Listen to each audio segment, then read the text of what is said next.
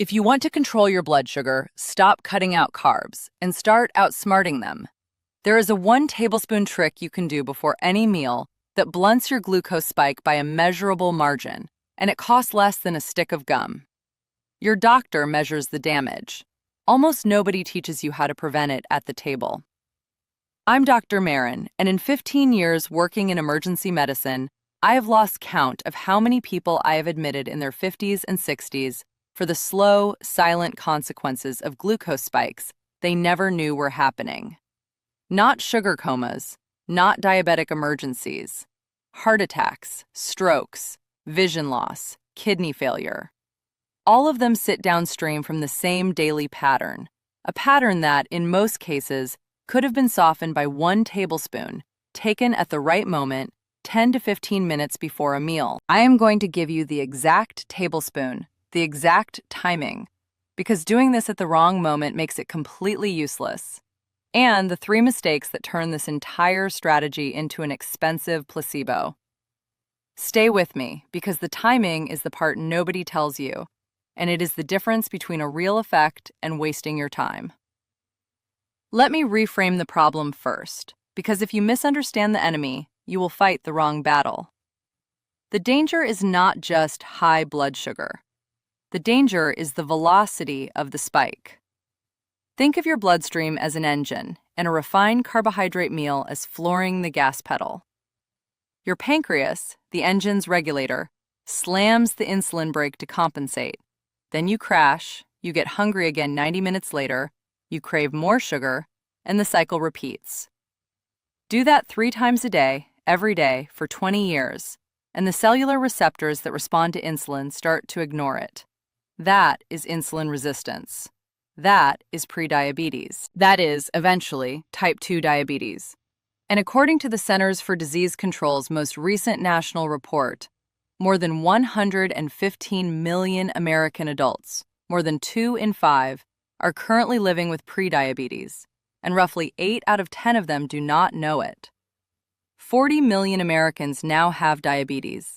11 million of them have not been diagnosed yet. This is not a fringe problem. This is the dominant chronic disease of our era, and it is being driven, meal by meal, by the velocity of the spike. And here is what is truly wild. The same meal, the same bread, the same plate of pasta can spike you hard or barely move the needle, depending on what you do in the 10 minutes before you take your first bite.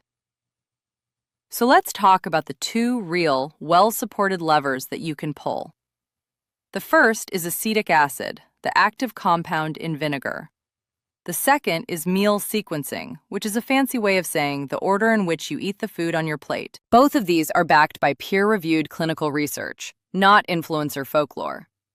In 2004, Dr. Carol Johnston at Arizona State University published a landmark trial in the journal Diabetes Care, showing that people with insulin resistance who consumed a small dose of vinegar before a carbohydrate-rich meal saw their insulin sensitivity improve by as much as 34% compared to placebo. 34% from 1 tablespoon.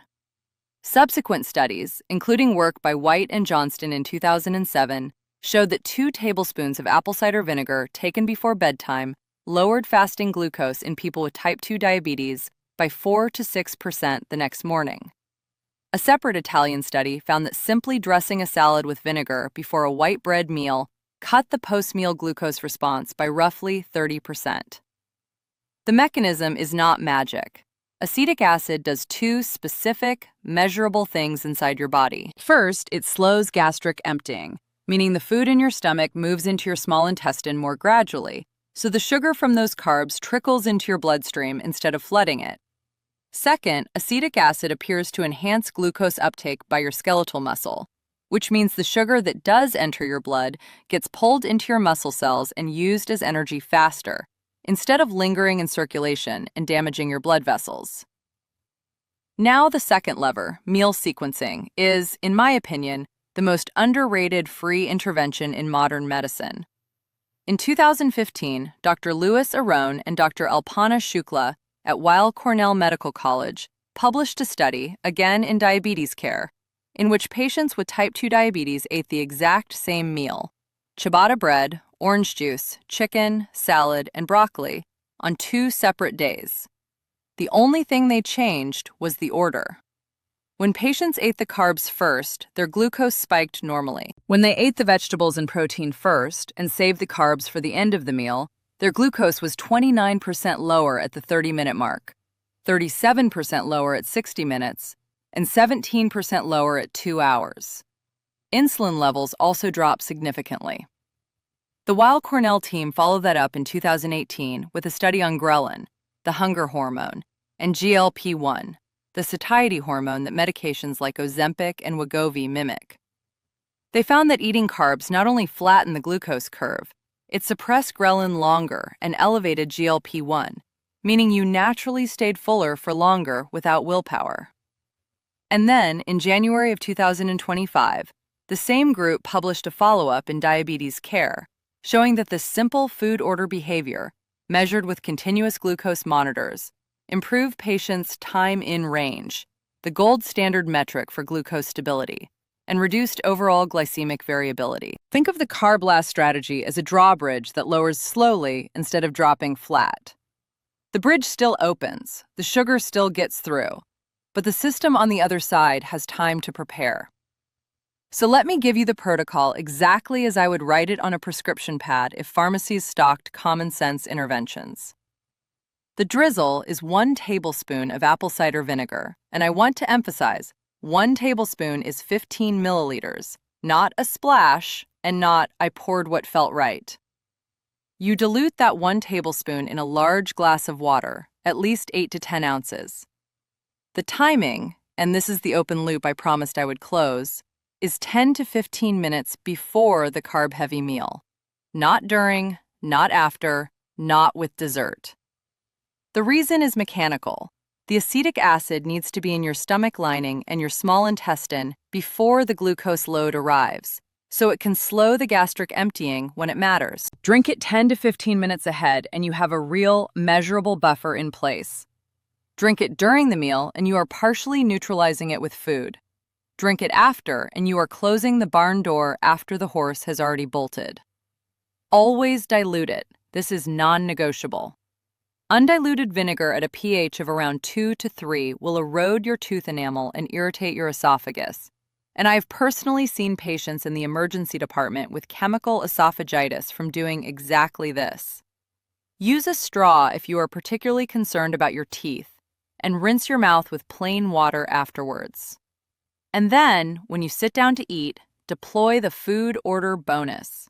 Vegetables and fiber first, protein and fat second, starch and sugar last. Salad before pasta, broccoli before rice, cheese and nuts before crackers.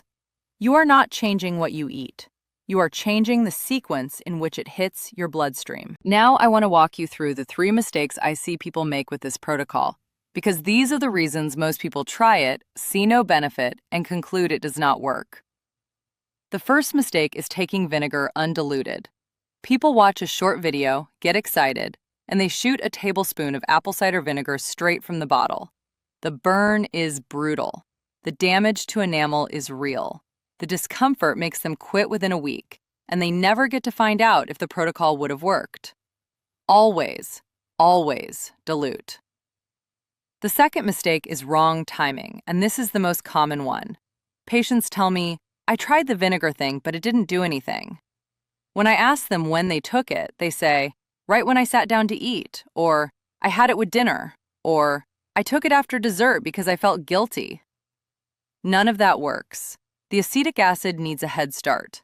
10 to 15 minutes before your first bite is the entire game. Treat that window like a medication dose, because biologically, that is exactly what it is. The third mistake is the one that worries me the most as a physician, treating this as a license. Vinegar before a meal blunts a spike. It does not neutralize a 1,000-calorie dessert. It does not erase soda. It is a buffer, not a force field. I have had patients tell me, well, I had cake at my granddaughter's birthday, but I drank my vinegar, so I am fine. No. The vinegar may have softened the curve. It did not erase the dose. This protocol is a supportive tool stacked on top of a reasonable diet, regular movement, and decent sleep. It is not a magic eraser, and the moment you treat it like one, you are back to flooring the gas pedal 3 times a day. Now I need to take a moment for the honesty beat, because this channel will never tell you something just because it sounds clever. There are people who should not start drinking vinegar before meals without first speaking to their physician.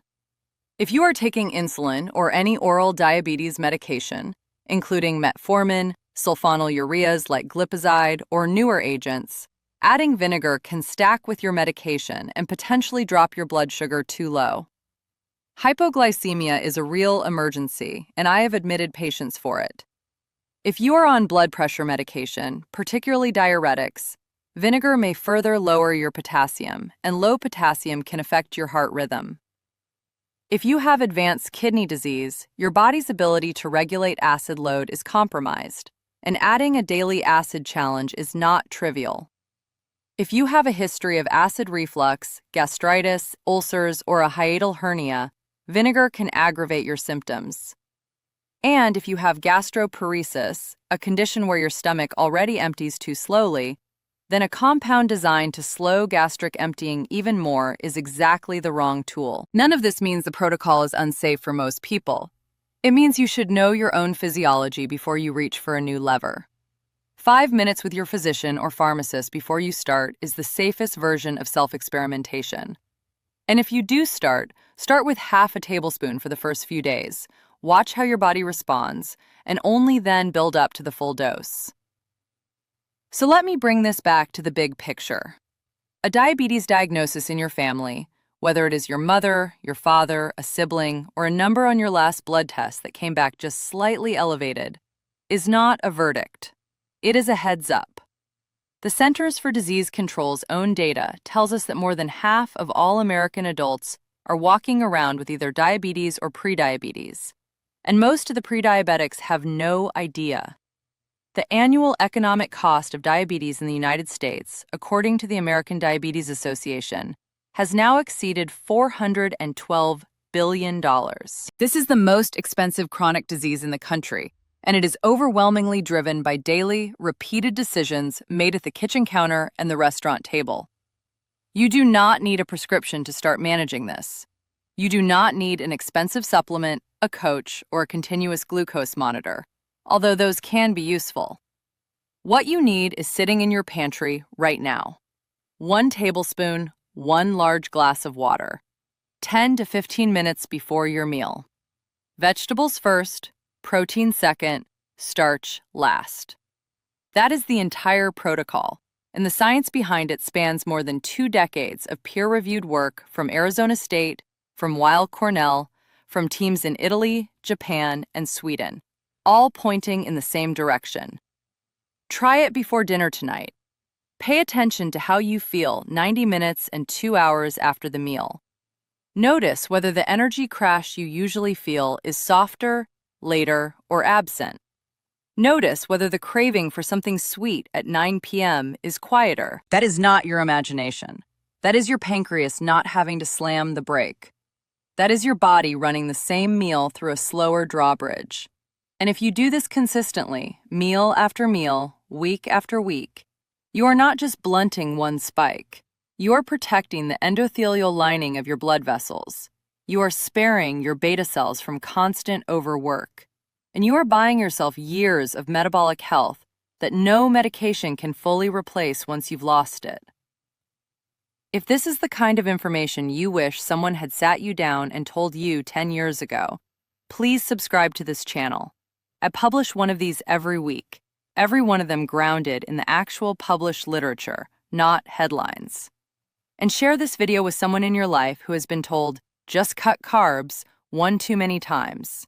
They deserve a real tool. Now they have one. I'll see you in the next video. This is Dr. Maren.